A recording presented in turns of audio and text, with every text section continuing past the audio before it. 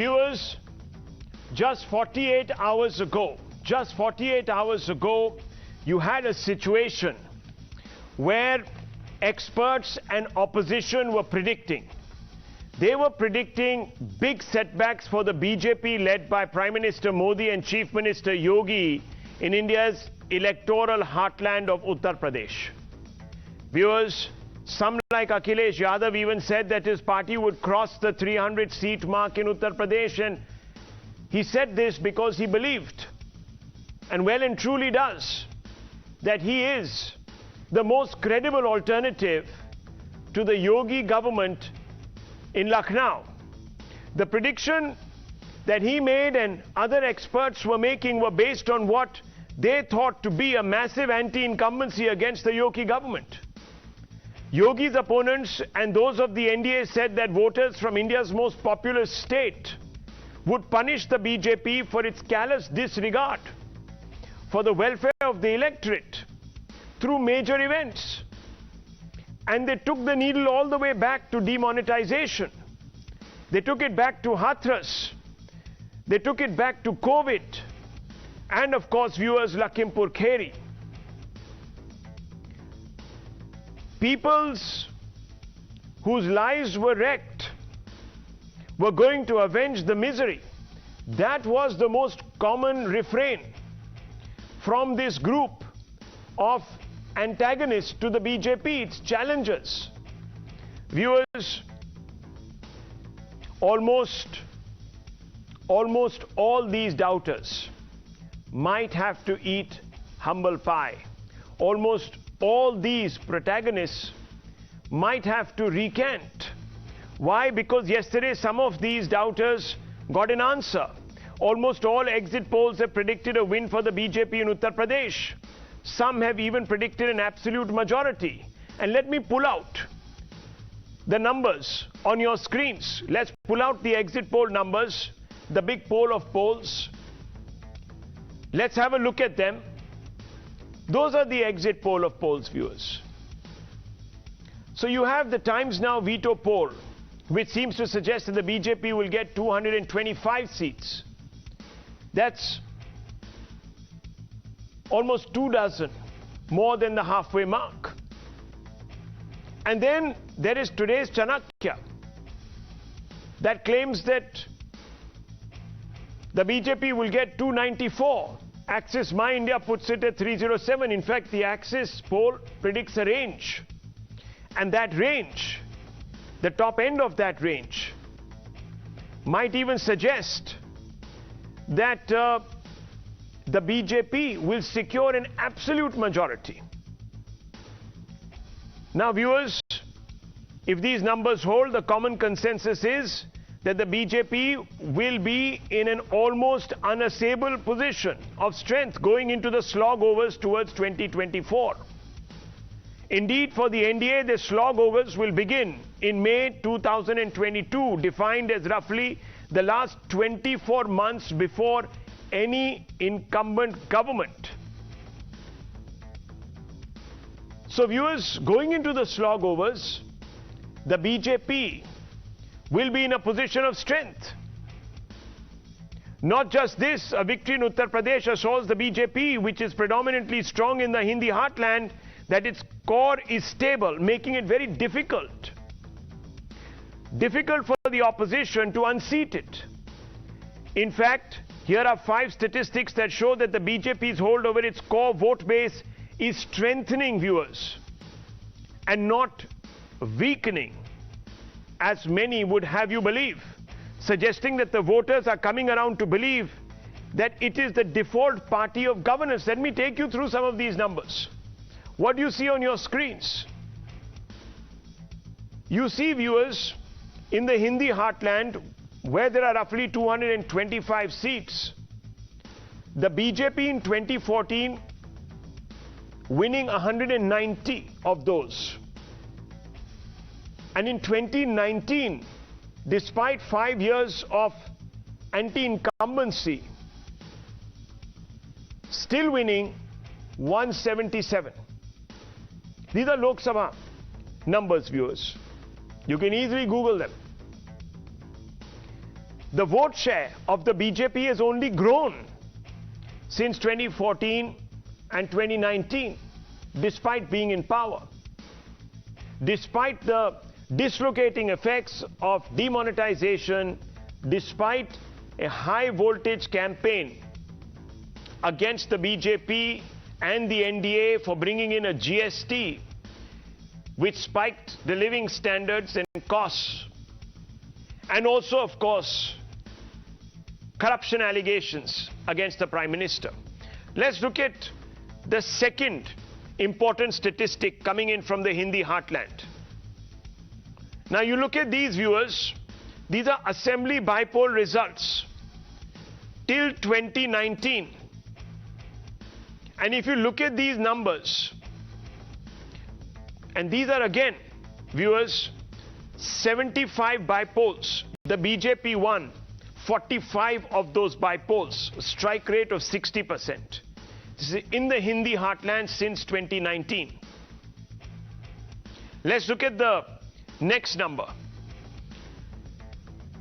Let's look at the performance in the Hindi heartland. Viewers, if you look at the assembly sheets post the 2019 Lok Sabha elections, all assembly seats where polling has taken place, what do we see, viewers? We see a 2.9% jump in the BJP's vote share. So in the Hindi heartland, it is consolidating, it is growing. Let's look at the next number. It's an important number, viewers. There you see, 53% of the assembly seats have been won by the BJP in the Hindi heartland since UP elections of 2017. So in approximately the last 4 years and a few months, viewers, or 5 years rather, the BJP has won 53% of the assembly seats in the Hindi heartland, which is the core, its beating heart of its support. And beyond the heartland, viewers, it is also a party that is growing. You look at Telangana, Hyderabad civic polls, look at the number of seats that it has increased from 4 to 48, 1100% rise. Party of growth beyond the Hindi heartland too. Let's look at another number. Let's look at now the West Bengal picture. A 2,467% rise in seats from 3 to 77 between 2016 and 2021. So beyond the Hindi heartland, the BJP is also growing. Let's look at Odisha. 10 to 23 in a space of 5 years, 130% rise in seats. Tamil Nadu, civic polls, 2011 in a decade, 108 to 308, 185% rise in a state where it was not even a presence 10 years back. So let's open this up, viewers. Let's ask some basic questions of our panel. Before that, viewers, I want you to listen very closely to what Akhilesh Yadav has just said. Less than 45 minutes back, he held a press conference. Judge him by his body language. Judge him, and we're going to put out those visuals of him seated next to one of the tallest leaders of the Samajwadi Party. Can we just play the visuals once? And I just want to describe Akhilesh Yadav's body language. Can we put it out? Let's do it. Let's put it out.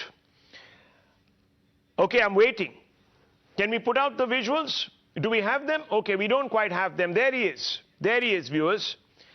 Akhilesh Yadav is looking slightly shaken. He was very irritable during this press conference, not wanting to take too many questions. And then he comes out with a claim that surprises many. Listen to the claim, viewers. He's already beginning to cast doubts about the Election Commission's objectiveness. Listen to this. लोग कि उत्तर प्रदेश का चुनाव लोकतंत्र की आखिरी लड़ाई है। इसके बाद तो जनता को क्रांति करनी पड़ेगी, तभी बदलाव आएगा। ये लोकतंत्र के लिए बहुत ही खतरे का समय है। जो दल हार गया, अब उसके बस में यही है जो अब करने जा रहे हैं। ये जितने कुछ एग्जिट पोल हुए हैं वो इसीलिए हुए हैं कि अगर वो चोरी भी करें तो शायद नजर ना आए। अब ईवीएम्स पकड़ी गई हैं, बहाना कोई ना कोई अधिकारी बताएंगे कि हम ईवीएम्स इसलिए ले जा रहे थे। आखिरकार फोर्स के साथ क्यों नहीं ईवीएम्स जा रही थी? Viewers, you heard that. The thrust of Akhilesh Yadav's ire was directed at the exit pollsters, saying that by predicting this vast majority for the BJP is being given the elbow room to fix this election in conjunction with the Election Commission. And you can look at the face of Akhilesh Yadav. He's wringing his hands. He is playing with his fingers there.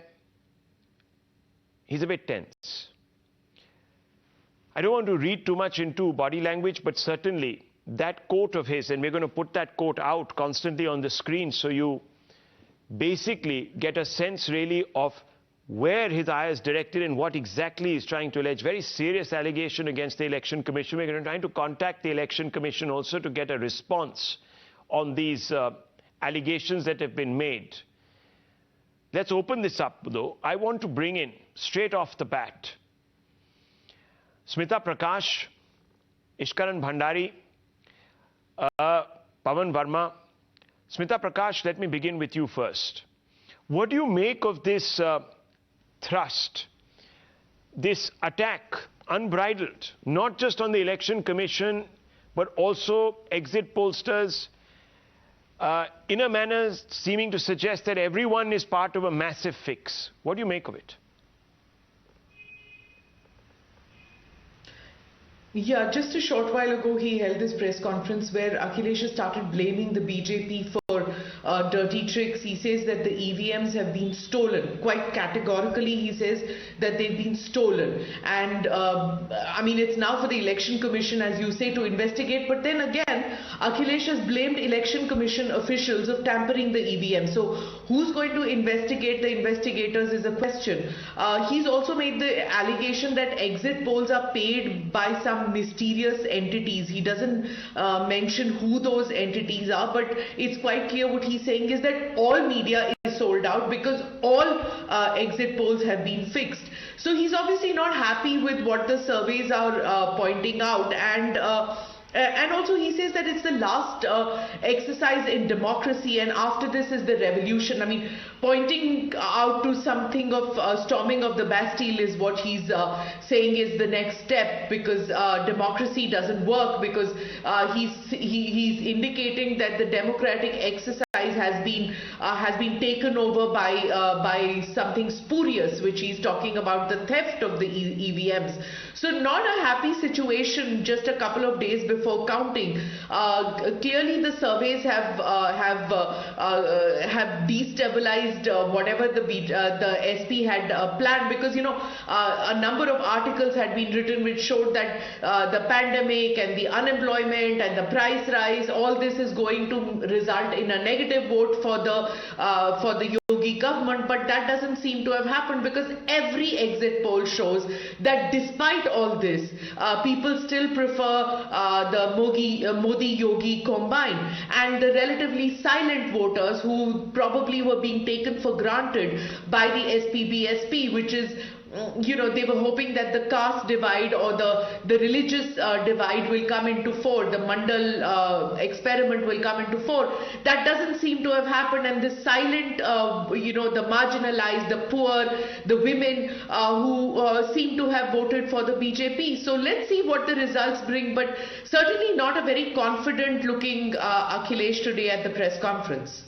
Let me bring in Pavan Verma. Pavan Verma, what do you put this down to? This allegation, and remember, this is not the first time after or in the run-up to counting day that Akhilesh Yadav has made this particular accusation. He made it after also the 2019 Lok Sabha elections. He made it also after the 2017 elections. He made it after a series of by-elections, at least the fourth time he's making it. Pavan Verma, what do you make of it? You know, Rahul, I think Akhilesh Yadav put up a credible fight. But this will be, if he loses, as is predicted, as some of us have been observing on the ground from reports, if he loses, this will be his fourth straight loss, 2014, 17, 19, 21, 22. So I think the real reasons cannot be ascribed at the last minute to tampering with EVMs. If there is any truth in those allegations, the Election Commission of India must come out and clarify the position. In my view, the opposition in the form of Mr. Akhilesh Yadav had not as yet crafted a strong enough narrative to face the BJP challenge, nor was its caste equations as encompassing in terms of numerical majorities as the BJP was. Merely 8 or 9% of the Yadavs and 15% of the Muslims don't add up to a winning coalition unless you have broad-based your support to a much wider level. The BJP, on the other hand, I think, had the forward caste supporting it. It had assiduously and systematically cultivated the non-Yadav OBCs. It gets a percentage of the Dalit vote, and its own narrative, which is not invincible, combining three elements: Hindutva, hyper-nationalism, and verifiable welfarism on the ground.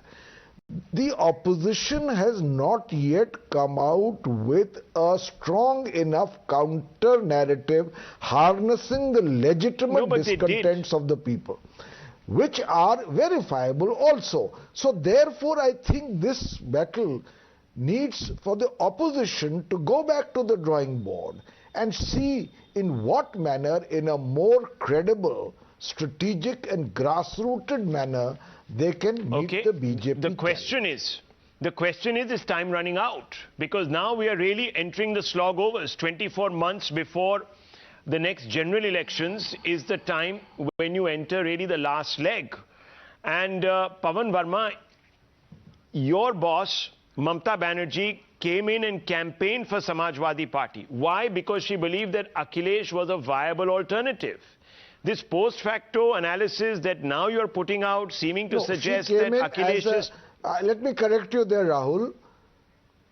Yeah, go ahead. She came out there to support the strongest party in opposition to the BJP. It does not necessarily mean that opposition solidarity will in every instance mean a victory over the BJP. Okay. I am saying let's wait for the election results, but for some of us who have been observing what's happening in UP, it seemed increasingly clear that both in terms of the narrative and the grassroots organization plus the caste equations the BJP had built up, it was an unequal fight. Okay, at least you're not saying that there was Hindutva hate that was whipped up, like certain experts have suggested, to polarize all Hindus behind the Bharatiya Janata Party and color this election from the very beginning. So at least you're suggesting that there was some verifiable... one of the three factors I mentioned. Well, you talked about Hindutva, which I can also say that a variant of it was practiced by Samajwadi Party's Akhilesh Yadav also, when he made a very open pitch. Let's be honest, on the one hand, for the Mathura temple, and also, of course, on the other side, rallied the Muslim vote bank by taking in some very controversial figures into his party ranks. So, you know, this business of dividing and playing either caste or communal politics, I think every political party in Uttar Pradesh is adept at and has practiced. So let's not make this about just one formation, etc., etc. But nonetheless, I want to bring in the Bharatiya Janata Party, Ishkaran Bhandari. Sanju Verma first. Sanju Verma of the Bharatiya Janata Party national spokesperson, your response to Mr. Verma. Rahul, first and foremost, I've come on your show after you attained cult status internationally. So congratulations. I can tell you I'm not going to mistake you for Mr. McAdams. That is for sure. I can tell you, you are with the most famous face today on, news television globally and nationally. And I say that with sincerity, with no iota of mockery whatsoever. Sure. Coming to the moot question that you've asked. I think Mr. Verma has been, particularly honest in admitting to certain facts. I think Akhilesh Yadav put up a good fight. I will be gracious today. Having said that, I don't understand this entire business of second-guessing the election commission, casting aspersions at constitutional authorities. Tell me, Rahul, before the election results were out in West Bengal, I remember every senior BJP leader came on your channel, including, spokespersons like me, and we categorically told you we expect to get more than 175 seats. Somebody said we get more than, 180 seats. When the results came out, we got only 77 seats, which was a stellar performance because we moved up from there 77. But did you hear a single person from the BJP saying the election commission is at fault? No. Now in Punjab, every pollster is saying BJP may at best get not more than 3 or 4 seats. Are we saying that pollsters in Punjab have got it wrong? No. We are going to work harder because we admit that we have not been in the reckoning in Punjab. Having said all this, coming back to Uttar Pradesh, I think this is very important because for the first time in 3 decades, an incumbent government, an incumbent chief minister is going to storm back to power. Point number 2, you very rightly mentioned, I'll quickly say, we won 53% of the assembly polls in the Hindi heartland. We've had a 60% strike rate in the by-polls.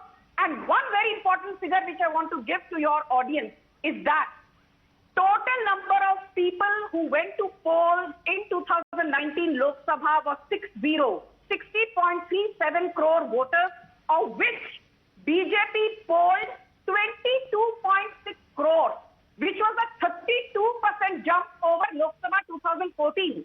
Now, Rahul, I have done the basic arithmetic. In 2024, we don't see a 32% jump like we saw in 2019. Assuming that the run rate of BJP is reduced by 50%. Do you know how many voters will we still add? We will add 3.5 crore to our existing. Okay, I think we've lost you, Sanju Verma. I don't know why we've lost you. Your sound system has suddenly switched down. Yes, we've just lost you there. You were making the point about adding new voters. Fair enough. Okay, let's bounce this off. Sanjay Jha and Ishkaran Bhandari enter this debate now. Sanjay Jha, I think this is in bad spirit, quite frankly. Accept the verdict. Don't suggest that the entire media has adjunct to the election commission and is fixing now this entire electoral exercise. I mean, this is a extremely damaging to democracy kind of conspiracy theory, Sanjay Jha. And I'm asking you, will the BJP's fourth, what could be the BJP's fourth, and I don't want to presage the outcome day after, but will the prospective BJP's fourth consecutive projected victory in Uttar Pradesh, is it the surest indication that it has the momentum now ahead of the 2024 Lok Sabha elections? Well, Rahul, and that is what is worrying the opposition and forcing people like Akhilesh to question once again the entire process. Well, first I will be very forthright on your show. I think the opposition's inability to be able to actually defeat the BJP when there are so many headwinds against the Bharatiya Janata Party reveals an internal fault line. Samajwadi Party in Uttar Pradesh, which was the main contender, the Congress maybe in Uttarakhand, etc., etc. So clearly, the BJP at the moment still looks very formidable and almost unassailable. One will have to concede it if the ultimate results on the day after are going exactly as per the exit polls. I also want to make a second point, that there is no denying, that if the BJP wins Uttar Pradesh, even with a slender majority, the fact is that Narendra Modi will be able to probably augment that vote share and the number of seats in the Lok Sabha, where the BJP has a more singular advantage as opposed to a state election. So for the opposition, there is plenty to worry about. I also don't want to exclude, however, the importance of states like Punjab, Uttarakhand, Goa and Manipur, which are smaller in terms of Lok Sabha contribution, but tell you the public mood across different parts of India, where it appears, at least again based on exit polls, that the BJP could lose Uttarakhand, could lose Goa. It has never been a player in Punjab, but Manipur perhaps as well, they might probably be able to form a government. So, it is still, I would say, up for grabs. But I would like to make one point and maybe advise the Samajwadi Party that if they feel that there is a legitimate complaint they can lodge on the basis of EVMs being stored somewhere in an illegal way, they should lodge an FIR. They are right in going to the Election Commission. But I would still feel that if the opposition loses on the day after, then you have to be graceful, and instead of spending time in bickering and bad blood, I would get back to the drawing board. Will you concede, therefore? Okay, fine. Let me get Ishkaran Bhandari's response. Let me get everyone's response. May I just come in on one point? One second. Let me get everyone's first reactions in. Ishkaran Bhandari, yes.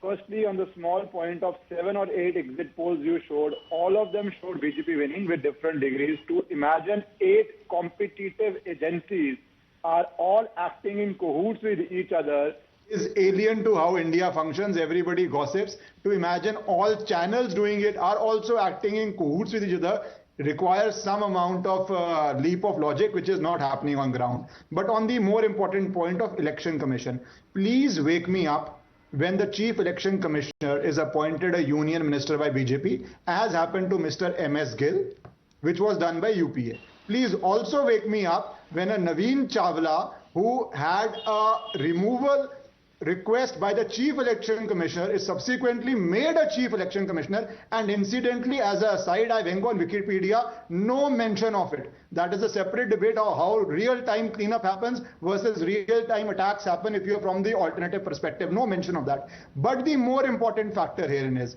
I remember on the last day of opinion polls on your debate, I said one crucial factor everybody is missing out in a bipolar election. Will the Dalits vote with dominant land-owning classes whom they are in struggle with on the ground in Western UP and in Purvanchal? I clearly made that point and added to it that Sangh Parivar is doing enormous outreach in it. BJP is doing enormous welfare schemes in it. It does not require rocket science to know that in a bipolar contest, not everybody who is unhappy with BJP will, not everybody who is unable to vote for Samajwadi Party will stick to BSP. Some of them will move out to BJP. That is just common sense. And West Bengal example, because Mr. Verma has been very fair, I will put one West Bengal example.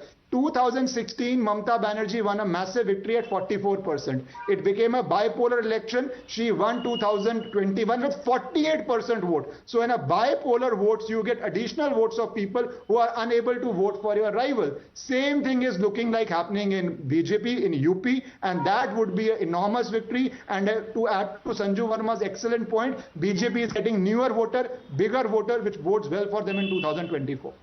Dr. Aman, this is an important point. The BJP is growing, and I've shown you the statistics. Nationwide too, they're making inroads. They're picking up new voters in parts of the country where they were a non-entity. They didn't even have a cadre on the ground. Now that suggests that not only did Mr. Akhilesh Yadav lack a narrative to convince voters, he also thought that by picking up the BJP's discards or leaders that were not happy with the BJP, he could turn this election around by just purely doing the arithmetics right. He didn't do the arithmetics right either, Rahul. As you will recall, ever since this election was announced, I have consistently maintained that once we knew it was a four-way contest, the BJP was going to retain power. The question was whether it was going to be by a big margin or by a narrow margin. That was the only issue. No. I've said it. Let him finish. So one second. Let me finish. The basic point is, it was crystal clear that none of the opposition parties in Uttar Pradesh on their own, without having a transferable vote would have the necessary social engineering in place to be able to compete with the BJP. This was known from day one, and the fact it was that known Akhilesh from Yadav, day one. No, one second, let me finish. Akhilesh Yadav did, 1 second, I didn't interrupt you, madam, 1 minute. Akhilesh Yadav did put up a fight, did at least make this some kind of a contest. To some extent, perhaps not to the extent that Akhilesh Yadav would have liked, it towards the end started to resemble a more bipolar contest. But at the end, it was not. I mean, you add up the votes that the entire phalanx of the opposition will get at the end of the day, and then you will find that things could have been very much closer had they got their act together. But Dr. Aman, if that were the case, then there was a Mahagathbandhan. There were actually 3 people on Akhilesh's cycle. Let me finish, sir. One second, Rahul. Okay, Sanju Verma wants to respond to you. Sanju Verma. There is a difference between a parliament election. Okay, Smita Prakash, Sanju Verma, everyone wants to get in. Pavan Verma right after. My point is, there is a difference between a parliamentary election where Mr. Modi is on the ticket and a state assembly election. But Mr. Modi was also on the ticket in this one. It was a double engine. This time it was a double engine. So he wasn't discounted. Anyhow, he wasn't incidental to this fight. Okay, let me bring in Sanju Verma. He isn't incidental in any fight where the BJP contests. Okay. Well, Rahul. Yes. Rahul, a couple of weeks back, I remember on your show, you told the Congress spokesperson, if you win Uttar Pradesh, because the Congress spokesperson then, it was not Mr. Jha, said that, the Congress will win Uttar Pradesh, and you said, I'm willing to have my shoes with salt and pepper for breakfast if the Congress wins. And on Padmaja's show, I said, if the BJP does not win Uttar Pradesh, I will have my sandals with salt, pepper, and a whole lot of red chilies. I don't think we'll come to that. Coming to the more point, Ishra gave a very good analysis. I think just say this much. People spoke about rainbow coalition. They spoke about social engineering. They said Western UP mein to BJP ka safaya ho chuka hai because neither the farmers will vote for BJP nor the Jats will vote for BJP, and Western UP is about Jats and Yadav. Then they said Purvanchal mein bhi koi kaam nahi hua hai. Purvanchal accounts for 160 seats. Then tell me, how is it that the BJP is winning? And I will just give you a simple explanation for that. Apart from the fact that the opposition made the mistake of relying on MY, Muslims and Yadav combination, they for BJP, to its credit, have the Y plus M factor. The Y is the youngsters and the Yogi factor. M is the Modi factor, and the other N is for the Mahila, the silent woman voter. And I was looking at this. The number of women who want to vote for BJP is 10 to 15% higher than the number of women who want to vote for anybody in the opposition. Okay, look, the gender gap.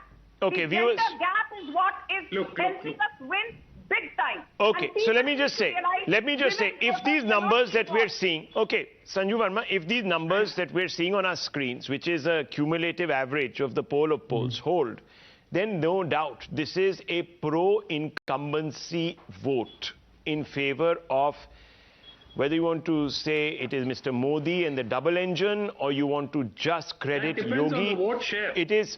No, 1 second. Let me just finish. Dr. Raman, at the end of the day, look, we can say it was a tight election. X number of seats were won by just, 2,000 or 4,000 votes. But the fact of the matter is it will be a resounding victory. It's the number, it's the end total that counts. So let me bring in Smita Prakash, because I want to move to the second part of this debate. We're analyzing right now what could have gone wrong. Let me just bring in Smita Prakash. Smita Prakash, you wanted to make a point.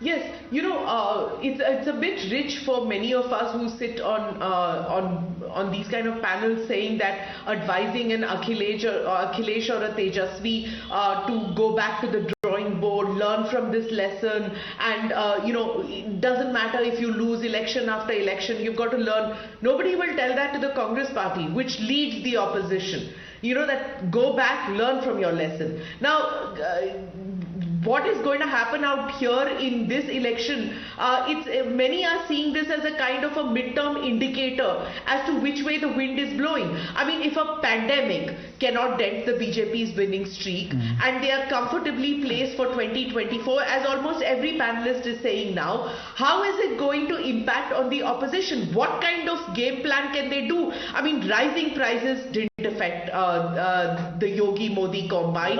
The pandemic didn't affect it. So what is it? And look at the BJP on the other side.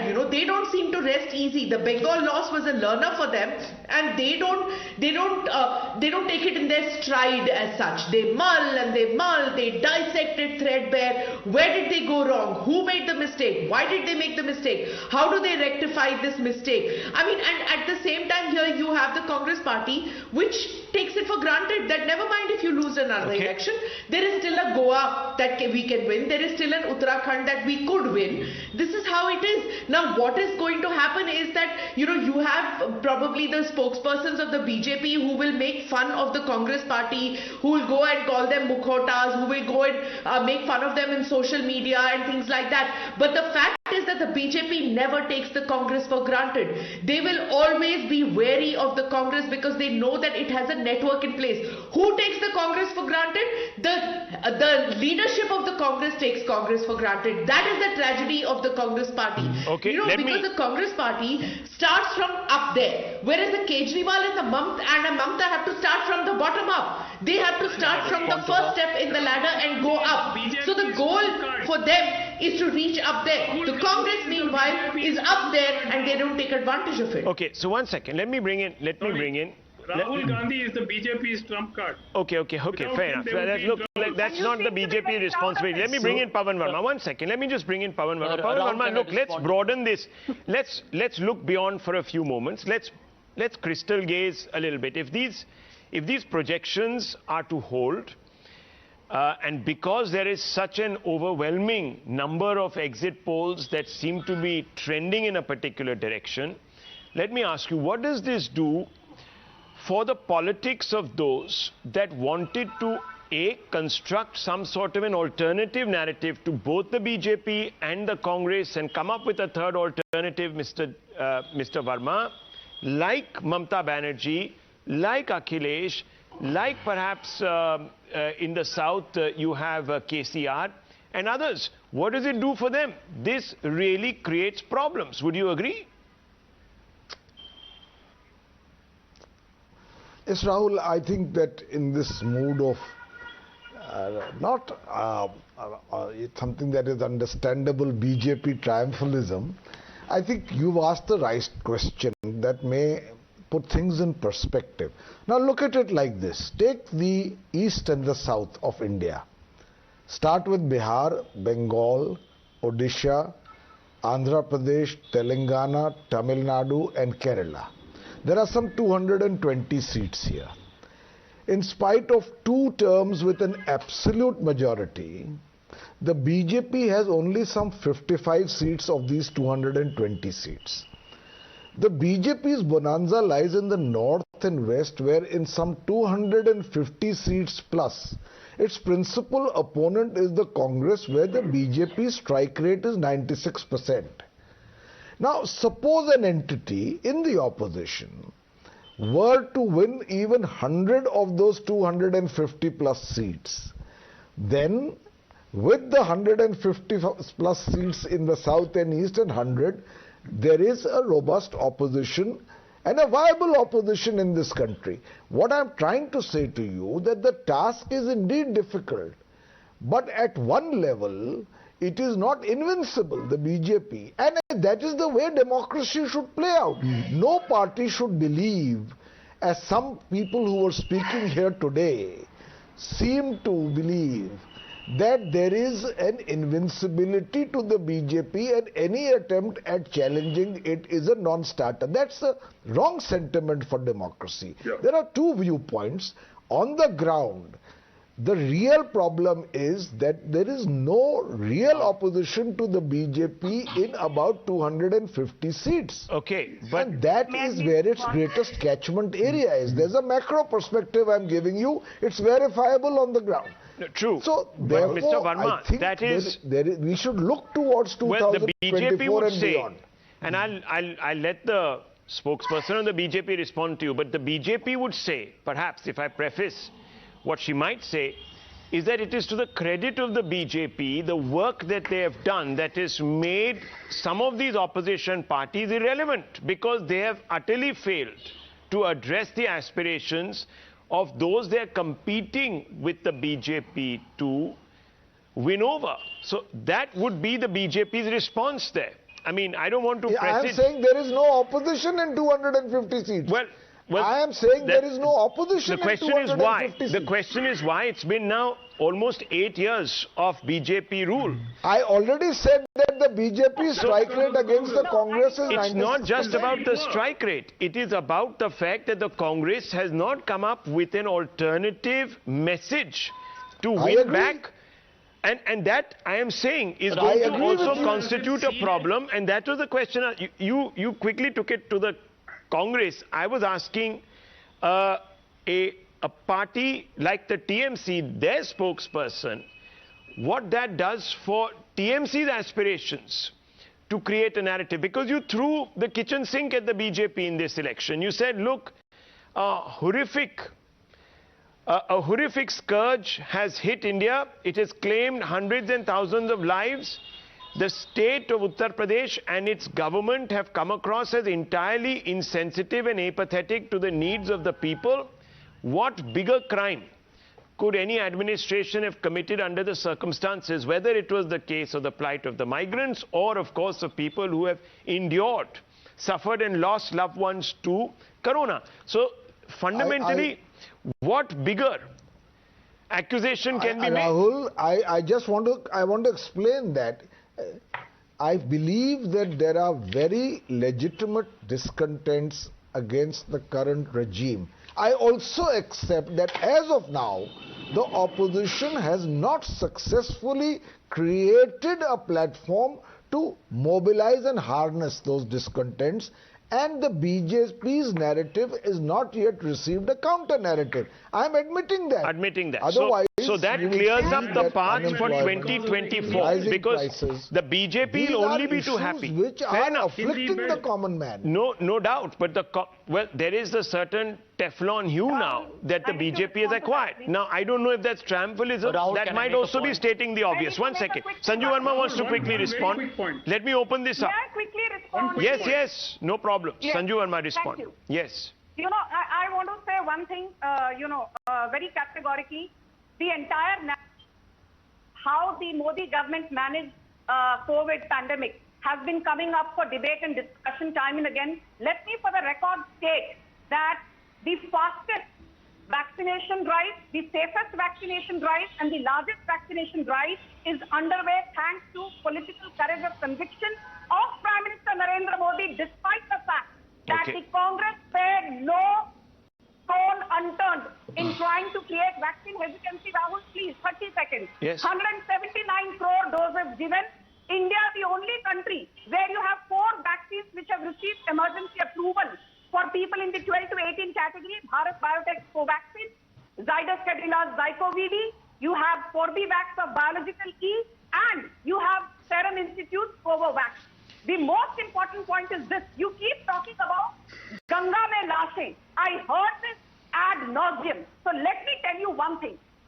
The fact is, I don't want to, bring down fatalities to a mere statistical number, but let truth be told. And the truth is this. Despite having a population in excess of 24 crores, the number of coronavirus-related deaths in India are less than 24,000. The number of coronavirus deaths in Kerala, with a population of just 3.5 crores, is close to 67,000. Maybe because they reported it. In Maharashtra, saw. Maybe because the number they of deaths reported in it. Maharashtra Yeah, but that's is precisely what I'm saying. Okay. Because they reported No it. shouting, please. 1 minute. Let me step in. Let me just step in. Because they reported Let me it. finish. I didn't complete. Sumanti Raman, don't get rattled. Rahul, the point is that the per capita deaths in Uttar Pradesh are the lowest ever in the world. Okay. Not just in India. And Look. the more important narrative, I'll just come to one last point. The more important narrative is the Congress, the Samajwadi Party, the BSP. They are not able to convert vote share into seats. Yesterday on your channel, you said that the vote share for BJP in Uttar Pradesh is 40%. Okay. The vote share of Samajwadi Party is 35%. Then why is it that the BJP will win more than 280 seats, but Samajwadi Party may not win more than 120 Okay. seats? Pictures are coming in. 1 second. I need to break this. Sanju Verma, please. I need to break this. Okay, I need to break this. Visuals coming in of the Samajwadi Party protesting in Varanasi against the Election Commission on EVM fraud. ANI feeding those visuals. SP workers protest in Varanasi. We're going to bring that loop back. And we're going to try and connect with Amir also in about 30 seconds, and that loop will be back on air. And I want to bring in Sanjay Jha. Sanjay Jha, the point I think the BJP and perhaps even Pavan Verma is elliptically making is that you can't just keep waiting for the BJP to make a mistake. You need to come up with some sort of a narrative, and you don't have one. It's all very well to quote CMIE data, to throw all sorts of allegations, upload onto Twitter New York Times articles about the real death rate in India, etc., etc.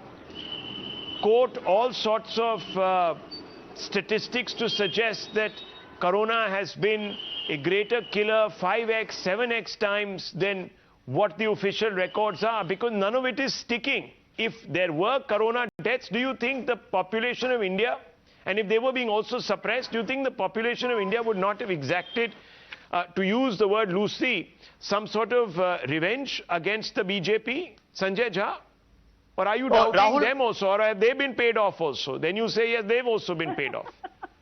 Rahul, I will agree with what Smita Prakash mentioned earlier, which is that the Congress being the fulcrum of the linchpin of an opposition unity, when the Congress weakens, it actually weakens several opposition parties along with it. Because we are supposed to be the party that can actually get everybody together. And I think there can be no denying, and I'm not going to disagree with Smita at all, because I've been vocal on the subject myself, that the inability of the Congress to inspire change, to build a narrative, it's not rocket science. It's just that there is not enough strategic application of how to do it. Well, that is not the BJP's fault. Some responsibility must be taken. 1 second. Just 1 second, please. I need to go across to our reporters. Let's go up and up the nat on those Samajwadi Party workers complaining. से भरी हुई जो गाड़ियां हैं वो training के लिए ले जा रही हैं। कहाँ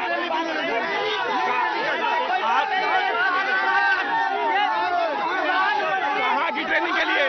सब चुनाव खत्म हो चुका है। उसके बाद कौन सी ट्रेनिंग? और हमारे साथ समाजवादी पार्टी के जो जिला मंत्री हैं संदीप मिश्रा हमारे साथ। संदीप, ये बताइए कि क्या मामला है?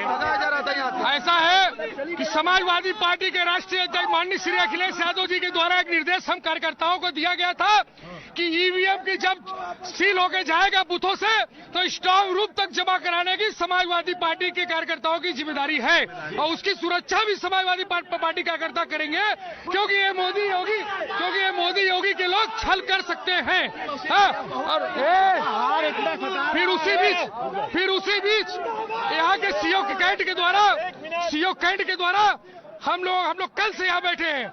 हम लोग कल रात से यहाँ हैं। सीओ कैंट के द्वारा ये कहा जाता है कि आप लोग बाहर निकलिए, तभी हम लोगों को लगता है कि अब खेला होवे।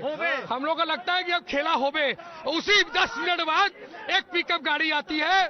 हम जाके उससे पूछते हैं, मैं संदीप मिश्रा, मैं पूछता हूँ कि इस गाड़ी में क्या है, तो वो बोलता है कि इस गाड़ी में भोजन लाए हैं। यहाँ पे जो पुलिस सिपाही के लोग हैं खाना खाने के लिए, उनको खाना लाए हैं। जिला प्रशासन का ये कहना है कि ये जो गाड़ियां हैं Viewers, that's the Samajwadi Party worker on the ground, surrounded by others in Varanasi, making some allegations. There you can see. Let's listen in once again to Akhilesh Yadav. Let's listen in, because he's echoing pretty much what was said. प्रदेश का चुनाव लोकतंत्र की आखिरी लड़ाई है। इसके बाद तो जनता को क्रांति करनी पड़ेगी, तभी बदलाव आएगा। ये लोकतंत्र के लिए बहुत ही खतरे का समय है।